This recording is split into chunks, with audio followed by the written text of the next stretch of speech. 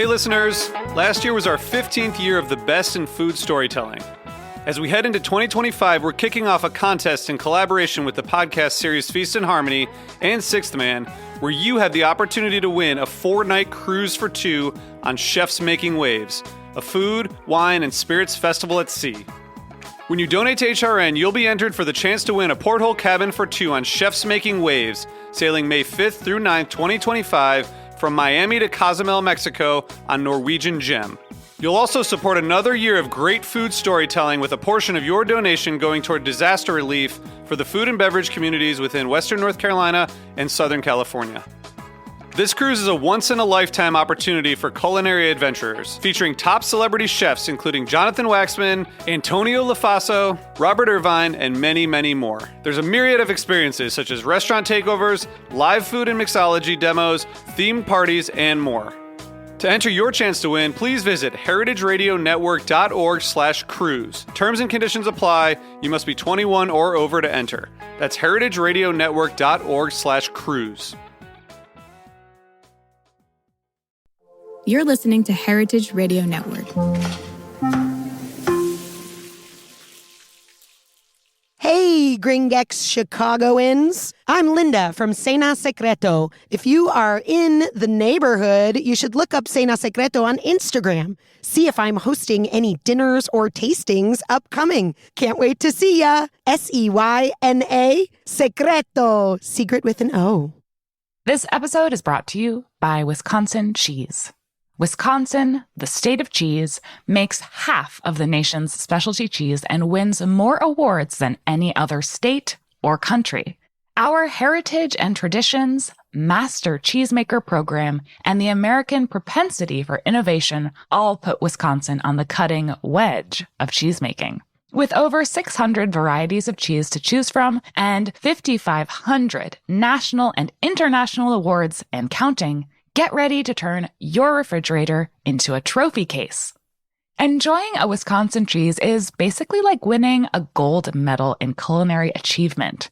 Set your mind at cheese. When you bite into a wedge of Wisconsin Wonderful, you know it is made with the ultimate skill and passion possible. Find your next favorite cheese at wisconsincheese.com.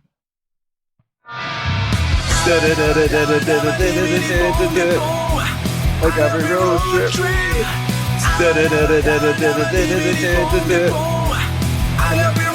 trip. I'm Lou Bank. And I'm Tom Bartram. And this is Agave Road Trip, the critically acclaimed award-winning podcast that helps Green Cakes bartenders better understand agave spirits, and rural Mexico. And we took our Agave Road Trip across the ocean today in order to say hi to Tom, our King of Puntas friend. Hey, Tom. Hey, Lou. How you doing? I'm groovy. You got me so excited with answering the post of my friend Tomas, who got me excited asking the question about Puntas. And I realized while we've done an episode way in the past about cuts, I don't think we'd ever done one that was specifically about Puntas. And I thought the way that you were writing in your response to Tomas, I thought, okay, this is exactly the guy I want to talk to about this subject, so I appreciate you joining me. Well, I'll do my best. Right on. It's one of those. Oh yes, it's one of those subjects that I first heard about from Thomas Estes when he was talking about it when launching Gotcho, and he mentioned about methanol coming through at the start of the distillation and in most spirits, but not within agave spirits. And that really got me thinking, what is going on here? And then, traveling through rural Mexico, I was offered this puntas and remembered that. And, always when people hear about the puntas, Lou, I've gone down a tangent where I don't want to go down straight away. Are you asking, can we back this car up? Can we back this car up? Yeah, we can. So let me do a little bit of conversation setting here, right? My friend Tomas Nava from San Luis Potosi posted to the Facebook group Mezcal Society, and if you're a mezcal person, you should check that out. Though I went googling. It didn't Google. I searched Facebook for it today, and I found that there's more than one Mezcal Society.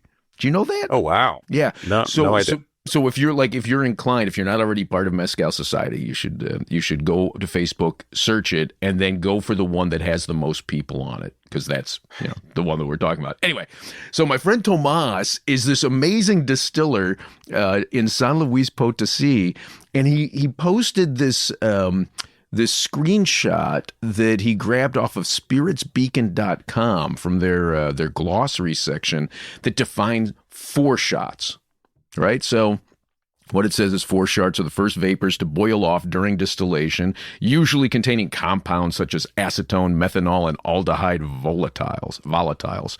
Distillers always discard the 4 shots and never allow them to be part of the final product. Depending on the base material used to make the spirit and the apparatus used, 4 shots can be 2 to 5% of the overall volume collected. So posted that, and that's what got you excited, but it also got me thinking so much about that 2 to 5% number. Yeah, that does seem quite high. But Lou, I think we should back this up a little bit, because do we need to explain what Puntas is? Well, I think we do, but that's literally what I'm trying to do here with this 2 to 5%, right? So Puntas, when you heard Puntas, your understanding of Puntas was what, Tomas? Well, Tom. Well, I'm just Tom. Yeah, I'd love to be Thomas, but my understanding is it's essentially the heads of the distillation, which, my background is spirits generally, bartending spirits, working in the spirits industry. And we're always told, you can't drink the heads. It's full of methanol. You will go blind if you drink the heads. There's all this sort of the fear about them. So it's something that really, really, scares quite a lot of people out there. But, I think what we're here to talk about today is that it's not really that scary. Well, or is it? Like, that to me is the point. Because, like, when this says 2 to 5% of the overall volume is what they call 4 shots, and what we are then referring to as puntas, I don't think it's the same thing. And in fact, I would argue that puntas is not one thing, right? Like, in fact, to go back to your example of Tomas, don't the guys at Ocho release a product called Puntas? That is correct. Yes, they've done a version of Puntas of their own, which essentially is slightly different because they've had to water down the Puntas, but essentially it is the start of the distillation, of the second distillation, which is what Puntas is. It's delicious. I've actually got a bottle right here of the most recent one. And yeah, one of my favorite tequilas, hands down. Okay, but it literally is then higher proof. I think they sell it at like 55% or something. Is that right? Yeah. It's slightly below that because the maximum, I think the first batch might have been 55. The current batch is 53%. 53%. And yeah, this is the Mesa Colorado. Got it. But it literally would have been coming off of the still at something like 70%, and they just watered it down. Well, that's correct, yeah. So okay, I didn't think it was that, but to get back to my point, the relevant point is, like, all of these distillers, each distiller, whether you're talking about, mezcal or you're talking about whiskey, each distiller is making decisions about where to make the cuts. It's not as if there is a specific formula that works every time with every single distillation, right? That is true. Okay. So in that case, you're going to have different levels. You're going to have some methanol in all of it, right? Even in the hearts, at some point, there's a little bit of methanol. Yeah, there's this misconception that in distillation, if something's got a lower boiling point, such as methanol, it's going to come off first. It's going to become preferentially over ethanol or water, which have higher boiling points. But that's never the case in distillation. We're talking about a complex a process happening here of vaporization, of I don't want to get too, like, I'm not a chemist, like, just to put it out there straight away. But I've spent a long time trying to understand these things and put them into terms that people can understand. But essentially, nothing ever works in absolutes.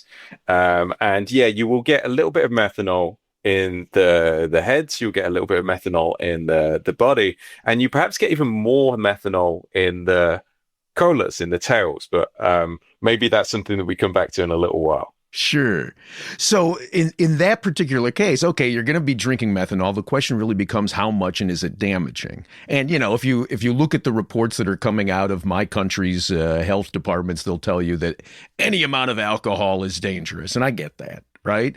And so is it dangerous to drink Puntas? I would say not. I have many, many times, and most of the times absolutely delicious. But looking at the research that's done, because actually there's not a massive amount of research done, measuring methanol levels in different parts of different spirits, except for in a couple of spirit categories where it tends to be that there's quite a high level of methanol. So it's a little bit more of a concern. And often when you're talking about methanol levels in spirits and what the maximum levels that are permitted, one of the highest ones is in European fruit spirits. And if you're really bored one day and want to look at maximum, go down this rabbit hole on EU spirit drinks regulations, you will find all the different maximum methanol levels that you can have in spirits. So, and the one with the highest is actually fruit mark branded, and that can have up to 1,500 grams per hectoliter, which doesn't sound like very relatable. I don't know what the imperial conversion is for the US listeners out there as well. Sorry, metric in the UK here. But essentially, the permitted maximum level in tequila and in mezcal is 300 grams. So that's 5 times as much that's permitted in that spirit in Europe. So the maximum level for that was based on research that a safe level to drink is actually 5,000 grams per hectoliter. If someone was to drink, so that's literally over 10 times more than is acceptable in agave spirits. Do you know anyone who's measured those levels in Puntas? Well, if you one of the things that I referenced in my comment going back to that post, is the CRM's magazine that came out a few years ago, and at that time it was under the Dr. Hippo Nolasco. Hippocrates, aptly named. Hippocrates Nolasco, yeah. And he was obviously very big on chemistry. Have you ever read his thesis? I have not, no. If you ever get a chance, again, some sort of rainy day in Chicago and a lot of time on your hands, it's worth a read, riveting stuff. He measured all the different levels, and in the colas, in the body, and in the puntas. And actually, in the puntas, it's quite a low level in comparison to the colas. So, what seems to be the case at first when you look at the methanol level in different cuts within the distillation is that you assume that the methanol is going to come out at the start in the puntas, in the heads of the distillation, because yes, the lowest boiling point. But actually, methanol is very soluble in water. And typically, as you distill in, we're talking about the second distillation here. The strength of of what's coming off the still is highest at the beginning, and that's when the most alcohol but least water is coming off. So not actually much of that methanol that's in this solution with the water is coming through the distillation. But as that distillation goes on and more water comes out, then you start to get more methanol and more methanol. And from all of Hippo's research, actually the methanol is highest in the colas rather than in the puntas. Huh. So that leads us to think, and I can remember I first heard about this from Carlos Camarena and Thomas Estes when Ocho launched back in 2007, 2008. And I didn't believe it at first because it seemed to go against everything that I'd learned about distillation. Yeah.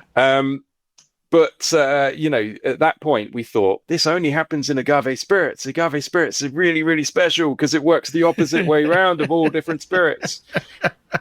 They are special, but They are special, but in this case, probably not exceptional. Like, again, one of the spirits where this has been studied the most is European fruit spirits. Those spirits are the really high potential methanol levels. yeah. And they also found that there's higher methanol levels in the later part of the run of the distillation, and essentially in the tails of the distillation. So in that study, this was back in 2021, that the most recent study when European fruit spirits came out, they also proposed the idea that this is actually the case in all distillation in sort of like pot stills in batch distillation. And that the reason no one ever really talks about it, or this misconception exists, is because typically in grain spirits, there's very low levels of methanol, so they haven't really got to worry about it. Oh. So actually, it might be the case that all spirits in the distillation of pretty much all spirits that are distilled in pot stills, this is the case. Huh. Now, just to throw a couple of curveballs at you. Yep. We're just talking about methanol, and here it's talking about acetone and aldehyde volatiles. Yes. Yeah. So, indeed. So is that something else I need to worry about? Well, again, the levels are very, very low. When talking about all of these substances, including alcohol, ethanol, these are all toxic. We're poisoning ourselves by drinking pretty much anything. They're very, very low levels. To go back to like methanol, the safe human consumption of it is much, much higher than what you'd need to drink. I think I calculated I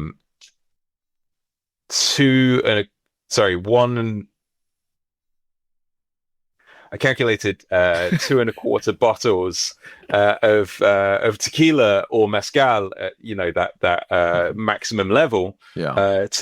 And you would still, if you drank over two bottles, you would still be within that safe methanol limit. Wow. Okay. And and the acetone and aldehyde limits, I'm guessing. But you would obviously probably be dead from the alcohol poison at that point, which is also toxic.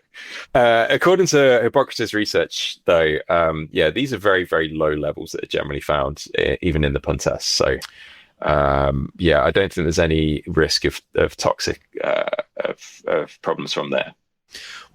So then here's the other curveball.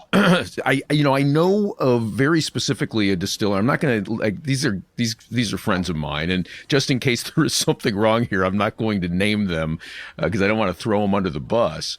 But in one case, I know of a distiller who will take the first little bit, and we're talking like maybe a cup that comes out of the still, throw it out, and then everything else that comes out of the still goes into the bottle. And then I know these other folks where the way that they distill, it's literally an internal capture still, so that it doesn't leave the still until the distillation is done. You know what I'm talking about? You were talking about one of my favorite things. Okay, Roy, I'm going to need you to beep that out. Because, yes, it's one of my favorites as well. And just in case there's something sideways here, I don't want to be the guy that got him in trouble. But in essence, the way the distillation works is the vapor floats up, but it drops into a clay pot within the still itself, which means that everything that is distilled goes into the bottle, right? Yeah, essentially so. Although one of the things on the second distillation, he does take the castle, the top of the still off to test, to have a look inside the still test what's distilled in there. And I wonder whether that helps some of the most volatile things escape when he does that process of taking off the head of the still, which is kind of towards the top. That could be a way that just naturally out of the way that they distill, that could have benefited what they were producing, just that practice of something. Oh, I had no idea they ever opened it up. I thought that was part of the whole thing, is they didn't want to lose any vapors because the vapors would lose. Oh. After they've changed the water a couple of times in that second distillation, they actually take the top off to kind of have a little taste and test and look at the perlers, and then decide how many times the water needs to be changed again. And that could be a possible way for some of those most volatile things to escape the still. That's only my theory though. I don't know that, there's been no study of Campania, but yeah, beautiful distillation system. I was doing some reading recently, and there's quite a few spirits in the Himalayas that use a similar distillation system. But this is probably a big tangent that's not for today. No, because that can be its own episode. That could be its own episode. In Mongolia and also Nepal, using almost exactly the same internal catcher bowls. Seriously? That is definitely another episode. Park that. Put a pin in that, Tom. We'll have to head to Nepal together. Yeah, well, let's do it. How many years? 17? Yeah, okay. Pretty much, yeah. Okay. What I will say, just as sort of a wrap, at least on my end, though, feel free to add your own comment. Like, what I will say is, it's rare that I don't taste. It's not even rare. The only time I didn't drink something is it's not Pavarotti. What's the name of the roadside drink where in primarily Jalisco they'll have goats or cows on the roadside and they'll be milking it into the coffee and then they throw a shot of rubbing alcohol into it? Wow, I've not had that one. Seriously. I'll Future Lou, what's the name? Today's secret word is pajarete. Cool, thanks. Yeah, so next time you're in Jalisco, just look for a road, just driving on the road, normal road, look for cows or goats parked next to it with people around it, and that's the drink. That I won't drink. Rubbing alcohol, to me, strikes me as not something I would drink. Outside of that, I have never said no to anything, and I've never felt sick from it. Now, the things that I think can damage us from alcohol aren't the things that damage us right away, like eating lettuce on your sandwich in Mexico, where the consequence is almost immediate, or can be. Immediate and brutal. Yes, exactly. Though, it also gives you an excuse just to rest for a day or two. True. So, I will say that I've never shied away from trying anything, but I'd also, I don't know, maybe that's the thing that ends up putting me in an early grave. Well, I think there's also one other point about the safety aspect, and that's that, we're talking about methanol, and I think we've got to be really careful to, say that methanol can be very, very dangerous. And actually, a huge number of people around the world do get killed by methanol poisoning every year. However, it's from what I understand, almost all of those cases are from mixing methylated spirits into alcohol and selling it as alcohol, basically adulteration. From what I understand, there's never been a mass poisoning from poorly distilled alcohol. It's been from adulteration. Huh. And I'm sorry, describe that adulteration to me again. You're taking literally methanol, straight up methanol, and pouring it into something? Methylated spirits that's highly used in various industries, which is cheaper than regular drinking spirits, ethyl alcohol based spirits. And they'd be used to clean? What are they used for? Various sort of industrial practices, cleaning, all sorts of things. You find it in hardware stores. There's an old joke that an alcoholic was going back to a hardware store every day, buying these bottles of this methylated spirits, this rubbing alcohol, and the storekeeper said, "No, I'm not serving it to you. no, I'm not serving it to you. And he's like, oh, please, I've got this big DIY project that I need it for. And he goes, okay, right, you can have it. And then the alcoholic picks it up, says, actually, have you got a chilled one?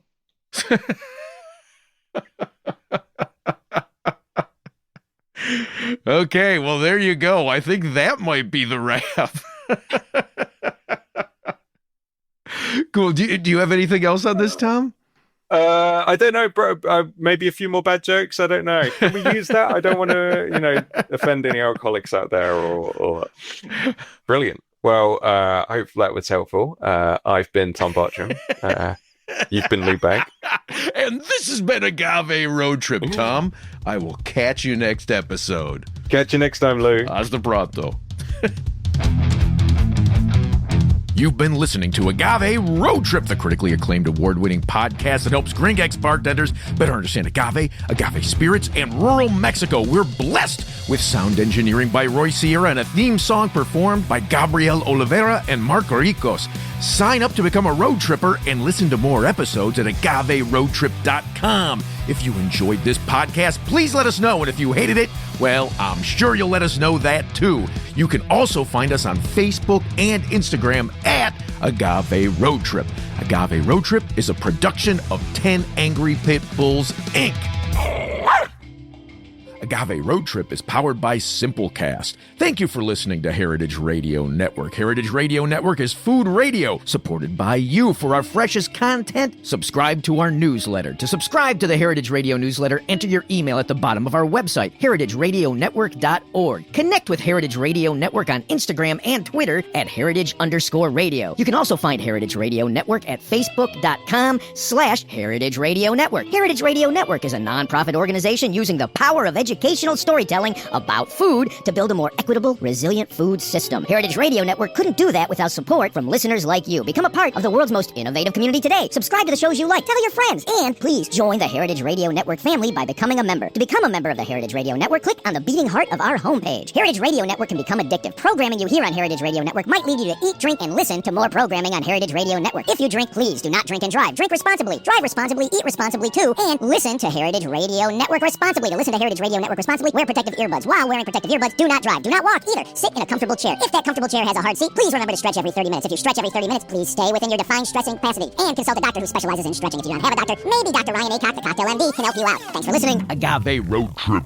out.